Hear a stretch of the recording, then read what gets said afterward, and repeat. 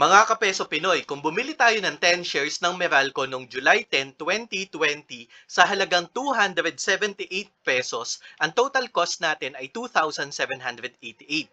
Pero kung after 5 years, ibinenta natin yung 10 shares na yan or July 11, 2025, ang shares price natin ay 540.5. Kaya ang total gain natin kaagad mga kapeso ay 2,638.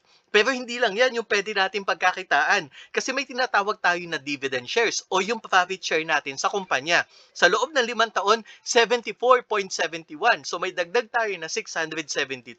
Kaya ang total income natin sa Meralco shares natin ay 2,638 plus dividend, 3,310 pesos. Kaya 118% ang kinita natin sa Meralco sa loob ng 5 taon mga kapeso. What if 50 shares ang binili mo mga kapeso?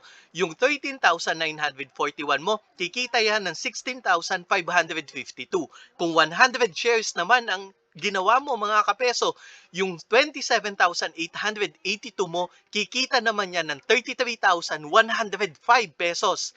Baka may gusto kang stock na ipadiscuss mga kapeso na gusto mong pag-investan sa PSE. Just put on your comment on the side below.